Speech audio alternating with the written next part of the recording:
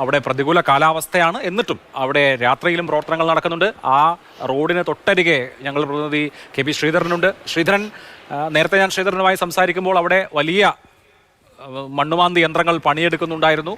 ഈ പുഴയുടെ ഒഴുക്കിനെ സ്വാധീനിക്കുക, ഒഴുക്ക് അല്പമെങ്കിലും കുറയ്ക്കാൻ കഴിയുന്ന നടപടികൾ സ്വീകരിക്കുക എന്നുള്ള കാര്യത്തിനാണ് പ്രാമുഖ്യം. നാളെ ഈ ഡൈവർമാർക്ക് ഇറങ്ങണമെങ്കിൽ, നാളെയോ മറ്റന്നാളോ ഡൈവർമാർക്ക് ഈ ക്യാബിൻ്റെ അകത്തേക്കോ അടുത്തേക്കോ എത്തണമെങ്കിൽ ഒഴുക്ക് കുറയേണ്ടതുണ്ട്. അതിനുവേണ്ടി എന്തൊക്കെ കാര്യങ്ങളാണ് ഇപ്പോൾ ചെയ്യുന്നത്?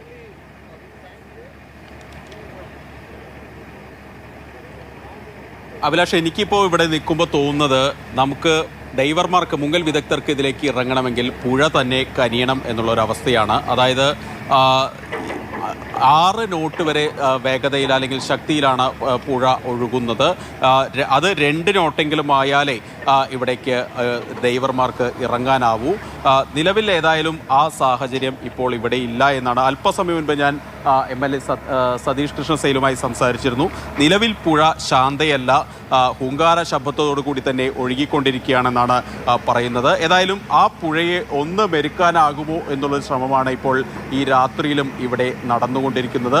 അതായത് ഒരു 2 ചാനലുകൾ കീറി 2 വശത്തായി ഒഴുക്കിനെ സ്വാധീനിച്ച് ഗതി മാറ്റിവിടാൻ നമ്മുടെ ഈ ട്രക്കുള്ള ഒരു സ്ഥലത്തേക്ക് ഒഴുക്കൊന്ന് കുറയ്ക്കാനുള്ള ശ്രമങ്ങളാണ് ഇവിടെ നടന്നുകൊണ്ടിരിക്കുന്നത്. അങ്ങനെ വന്നാൽ മാത്രമേ ഈ ഡൈവർമാർക്ക് അവിടെ ആഴത്തിലേക്ക് ചെല്ലാനും ട്രക്കിന് അടുത്തേക്ക് ചെന്ന് അതിൽ അർജുനുണ്ടോ എന്നൊക്കെ മനസ്സിലാക്കാനും അവിടുന്ന് അത് റെസ്ക്യൂ ചെയ്ത് കൊണ്ടുവരാനൊക്കെയുള്ള ഒരു സാഹചര്യം ഉണ്ടാവുകയുള്ളൂ. ഏതായാലും അതിനുള്ള നടപടികൾ നാളെയും ഉണ്ടാകും എന്ന് തന്നെയാണ് പ്രതീക്ഷിക്കുന്നത്.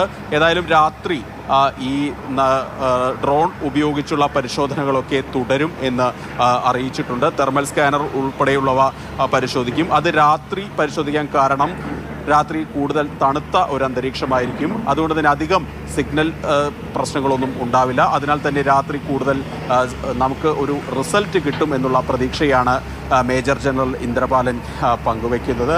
നിലവിൽ ഏതായാലും നമുക്ക് ദൃശ്യങ്ങൾ കാണാം. നേരത്തെയും കണ്ടു, ഈ പുഴയിലെ പരമാവധി ചേറ് വാരി കരയിലേക്ക് ഇട്ടു.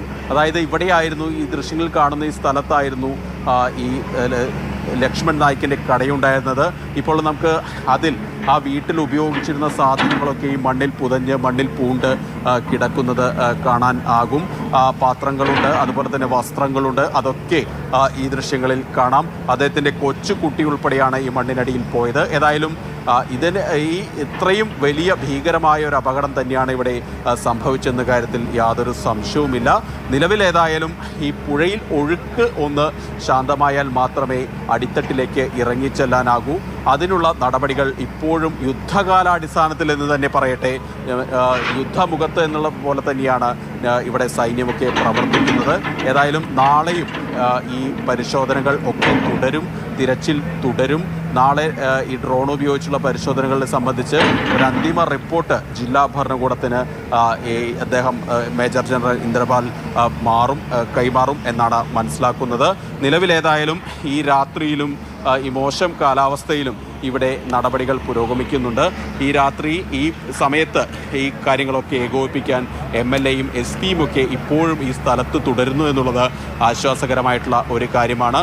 ഏതായാലും നമുക്ക് മനുഷ്യ സാന്നിധ്യം ഇന്നത്തെ പരിശോധനയിലൊന്നും കണ്ടെത്താൻ ആയിട്ടില്ല. എങ്കിൽ പോലും പ്രതീക്ഷയോടുകൂടി തന്നെയാണ് അർജുനെ വീണ്ടെടുക്കാം, ആ കുടുംബത്തിൻ്റെ ഒരു ആഗ്രഹങ്ങൾ നിറവേറ്റി കൊടുക്കാം എന്നുള്ള ഒരു പ്രതീക്ഷയിൽ തന്നെയാണ് ഇപ്പോഴും ഈ തിരച്ചിൽ ഈ രാത്രിയിലും തുടർന്നുകൊണ്ടിരിക്കുന്നത്. അഭിലാഷ്, തീർച്ചയായും പ്രേക്ഷകർ ശ്രദ്ധിക്കണം. നമ്മൾ ഈ സംസാരിച്ചുകൊണ്ടിരിക്കുന്ന ഈ രാത്രിയിലും അവിടെ സാധ്യമായതെല്ലാം ചെയ്യുന്നുണ്ട്. മനുഷ്യ സാധ്യമായ എല്ലാ കാര്യങ്ങളും നടക്കുന്നുണ്ട്. കർണാടകയിലെ MLA സതീഷ് സെയിൽ നേരിട്ട് നേതൃത്വം കൊടുക്കുന്നുണ്ട്. അപ്പോൾ അർജുനെ അവർ ഒരു സഹോദരനെ പോലെ ആണ് കാണുന്നത്. അതിൽ മലയാളി കന്നഡിക എന്ന വ്യത്യാസമൊന്നുമില്ല. വളരെ ഊർജിതമായി ചെയ്യാൻ കഴിയുന്ന എല്ലാ കാര്യങ്ങളും ചെയ്യുന്നു എന്ന കാര്യം കൂടി എല്ലാവരും ശ്രദ്ധിക്കണം.